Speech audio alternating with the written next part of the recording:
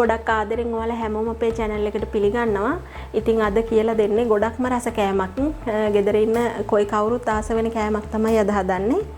ඉතින් අද කාජ එකක් තමයි හදාගන්නේ. ඉතින් ඔයාලා අපේ channel එක subscribe කරලා නැත්නම් subscribe කරලා එකතු වෙන්න. රසවත් අදහසත් අපිට කියන් යන්න අමතක කරන්න එපා. එහෙනම් අපි වීඩියෝ එකට ගිහින් බලමු කොහොමද මේ රසවත් කාජ එක හදාගන්නේ කියලා.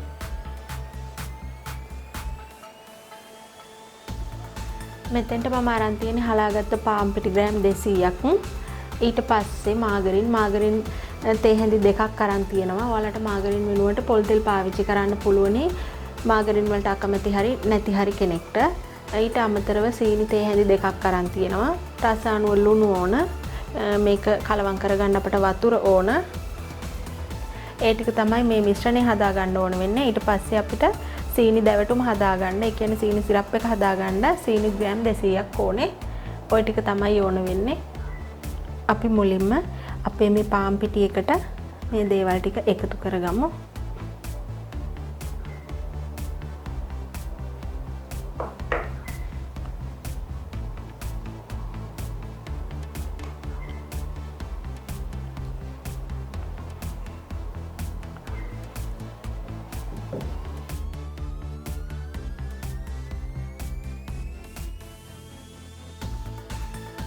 අපි දැන් මේ ටික හොඳට කලවම් කරගන්න ඕනේ.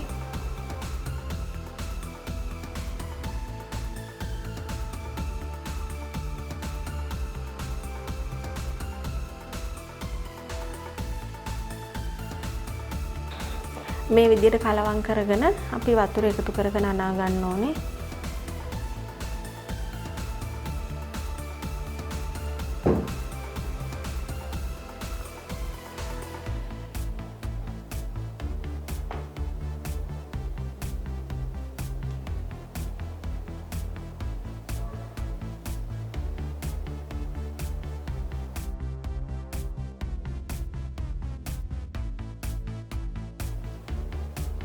වතුර ගොඩක් වැඩි කරගන්න එපා.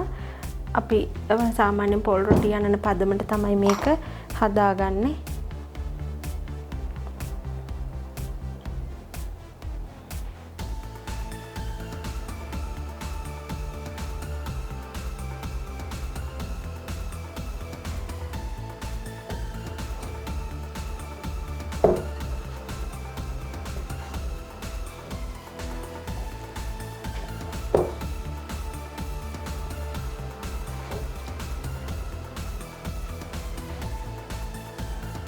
මම මේක විනාඩි 7-8ක් විතර හොඳට මේක අනාගෙන තියෙන්නේ.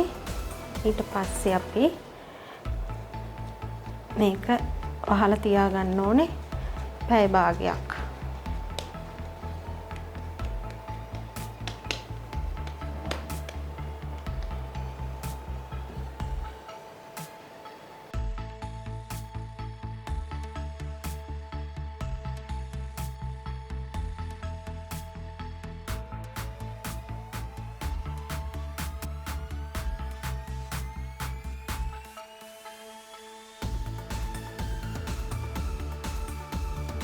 මේ තියෙන පැය භාගයකට පස්සේ අපේ මිශ්‍රණය දැන් මේක අපි කෑලි වලට කඩා ගන්න ඕනේ.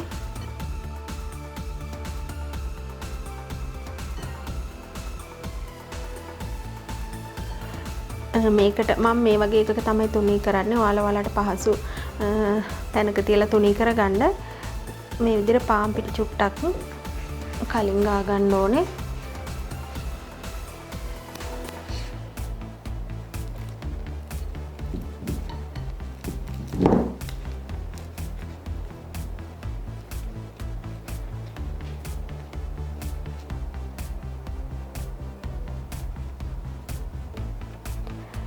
මේ විදියට මම මේක පොඩි කෑලි වලට කපා ගන්නවා. ඒ කියන්නේ මම මේකේ තමයි තුනී කරන්නේ. මේකේ තුනී කරගන්න ඇති පමණට කෑලි වලට තමයි මම මේක කොටස් කරගන්නේ.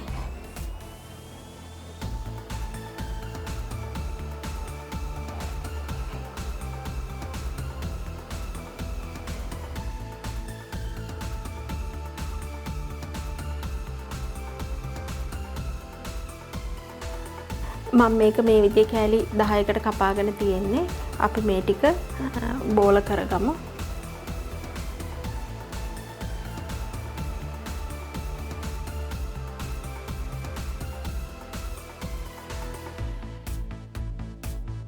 මේ මම හදාගත්ත සේරම ගුලි ටික අපි දැන් මේක තුනී කරගන්න ඕනේ.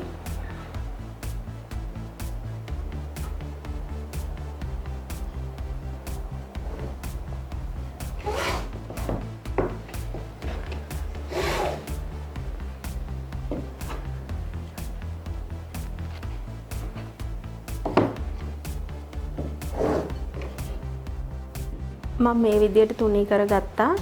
මේ විදියට අපි හදාගත්ත ඔක්කොම බෝල ටික තුනී කරගන්න ඕනේ. තුනී කරගෙන වෙන භාජනයකින් තියාගමු. මේ විදියට මම මේ භාජනෙත් පිටි ගාගත්තා. ඔයාලා පිටි හරි තෙල් හරි ගාගන්න. ඊට පස්සේ මේ විදියට තියාගන්න ඕනේ. අපි රොටි බෝල 10ම මේ විදියට හදාගමු.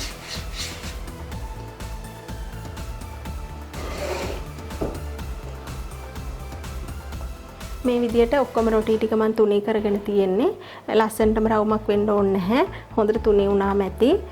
ඊට පස්සේ අපි කරන්න ඕන මේක තෙල් පොඩ්ඩක් ගා ගන්න ඕන.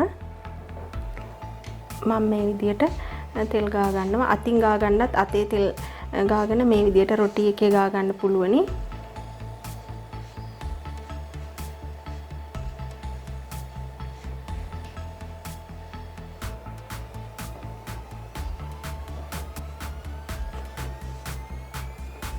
ඊට පස්සේ උඩින් අපි තව පිටි චුට්ටක් මෙහෙම හින්න ඕනේ.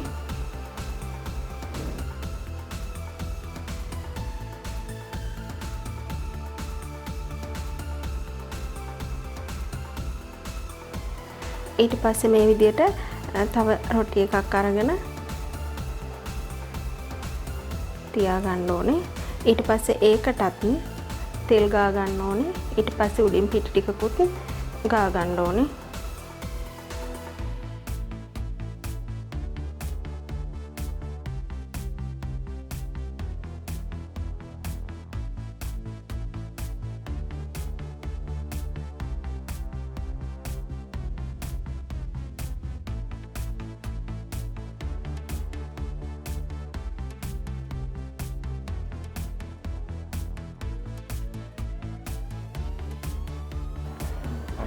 අපි හදාගත්ත රොටි 10න් රොටි 5ක් මම මෙතෙන්ට අරන් තියෙන්නේ. එකක් තියාගත්තා. ඊට පස්සේ තෙල් ගාලා පිටි ගෑවා. ඊට පස්සේ තව රොටියක් තියාගත්තා. ඒකටත් තෙල් ගාලා පිටි ගාලා ඒ විදිහට රොටි 5ක් මෙතන තියාගෙන තියෙන්නේ.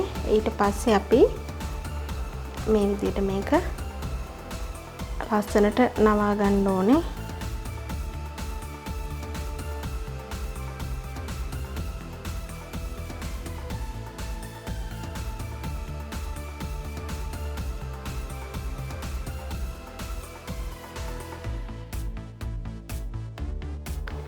මේ විදිහට මේ කෙරවල හොඳට එලවෙන්න ඕනේ.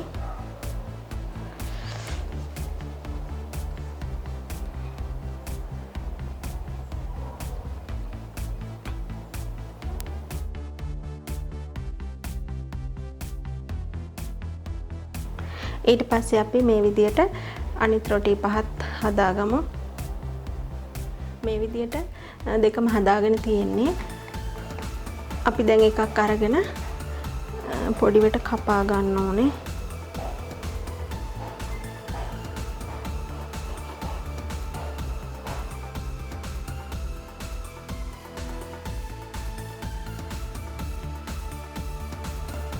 මේ විදියට මම කපා ගත්ත අපේ කොටස් දෙකම. එතකොට ඇතුළේ තියෙන්නේ මේ විදියට මේ විදියට තමයි තියෙන්නේ.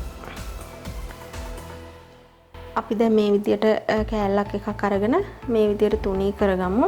පොඩ්ඩක් අතින් පාත් කරගෙන රෝලින් පින් එකෙන්ම හොඳට මේක තුනී කරගමු. මෙන්න මේ විදියට.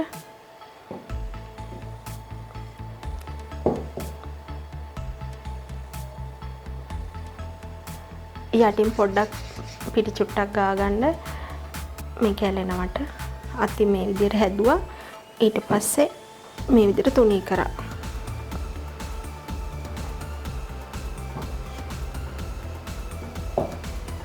මේ විදියට ඔක්කොම ටික අපි හදාගමු.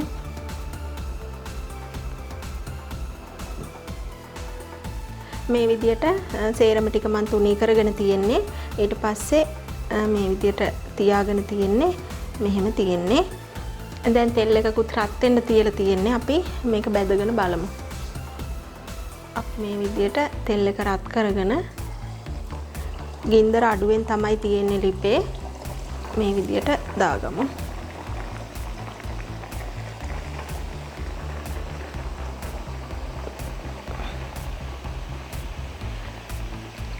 ගින්දර අඩුවෙන් ටිකක් වැඩිපුර වෙලා බැදෙන්න ඕනේ. එතකොට තමයි ඇතුළ හොඳට බැදෙන්නේ.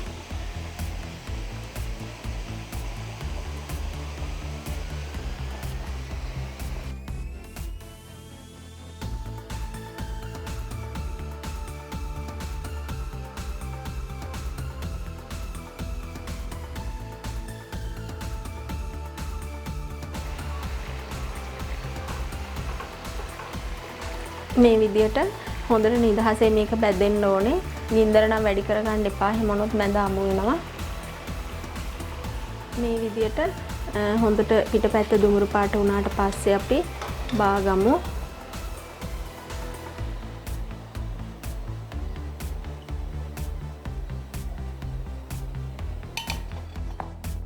මේ තියෙන්නේ බැදගත්තට පස්සේ අපේ කාජ ටික හොඳට බැදිලා තියෙන්නේ. මේ විදියට මේක නිවුණාට පස්සේ දැන් අපි පැණි ටික දාගන්න ඕනේ. මම මෙතනට සීනි ග්‍රෑම් 200ක් අරන් තියනවා. ඊට පස්සේ අපි මේකට වතුර එකතු කරන්න ඕනේ. වතුර කෝප් එක විතර ප්‍රමාණයක් එකතු කරාම ඇති. ඊට පස්සේ මේ විදියටම පැණි උණු කරගෙන අපිට මේ කාජ එකේ පැණි ටික දවට ගන්නත් පුළුවන්. ඒ වගේම කලරින් චුට්ටක් එකතු කරලා පැණි වලට පාටක් එකතු කරගෙන දාගන්නත් පුළුවන්. මම අද පැණි වලට පාටක් එකතු කරගෙන දාලා පෙන්නන්නම් ඔයාලට. මේ විදිහට කලරින් බින්දු 3ක් 4ක් විතර එකතු කරගන්න. දැන් අපි මේක ලිපේ තියලා රත් කරගමු. මේ විදිහට දැන් අපි රත් වෙන ලිපේ තියලා තියෙන්නේ. ඔයාලට පුළුවනි ලුණු චුට්ටක් කැමති නම් එකතු කරගන්න. එහෙම වුණාම සීනි වල රසය ඉස්මතු වෙලා දැනෙනවා ලුණු දැම්මහම. බොහොම පොඩ්ඩක් එකතු කරගන්න පුළුවනි කැමති නම්.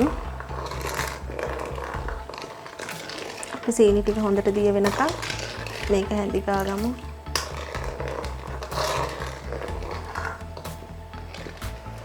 අපේ සීනි ටික දැන් හොඳටම දිය වෙලා තියෙන්නේ. දැන් අපි මේක හොඳ පදමට එනකන් තමයි හැඳි ගා ගන්න ඕන.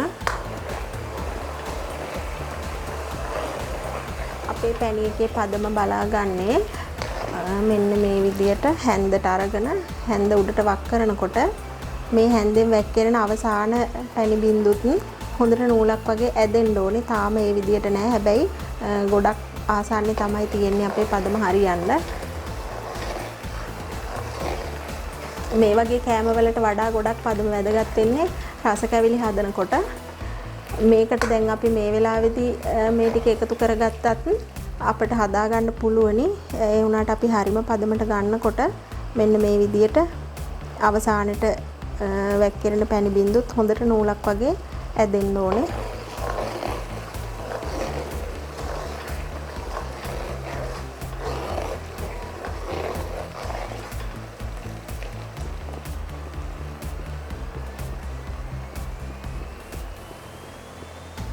මෙන්න මේ විදියට හොඳට ඇදෙන්න ඕනේ. මේ වෙලාවේදී අපි හදාගත්ත කාජ ටික අපි එකතු කරගමු පැණි එකට.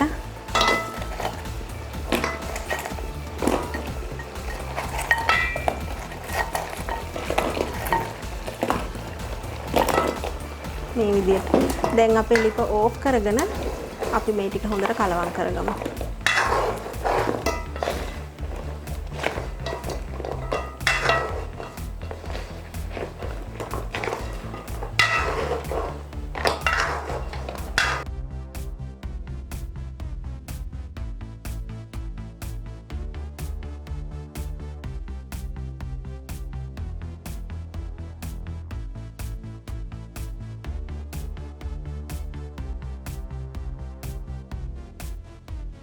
මෙන්න මේ විදියට හොඳට දැන් අපේ සීනි ටික දැවටිලා තියෙන්නේ. ඔයාලට පදම හොයාගන්න බැරුව හදිසියේ හරි පදම හොයාගන්න බැරුව මේ විදිහට කාජ ටික එකතු කරොත් මෙහෙම සීනි කැට වගේ වෙලා හොඳට දැවටිලා හිටින්නේ නැහැ. එතකොට ඔයාලා කරන්න ඕනේ ආපහු සැරයක් මේවා තියෙද්දිම ලිප දාගෙන රත් කරගන්න එක. එතකොටත් මේ විදිහට හැදෙනවා. ඔන්න දැන් හරි. මෙන්න මේ විදිහට ඔක්කොම කාජ ටිකට පැණි ටික දවටගෙන තියෙන්නේ. ගොඩක් රසවත්. එහෙනම් ඔයාලත් මේ විදිහට හදලා රස බලන්න. අපි එහෙනම් මේ වගේම තවත් අලුත් වීඩියෝ එකකින් ආයෙ හමු වෙමු.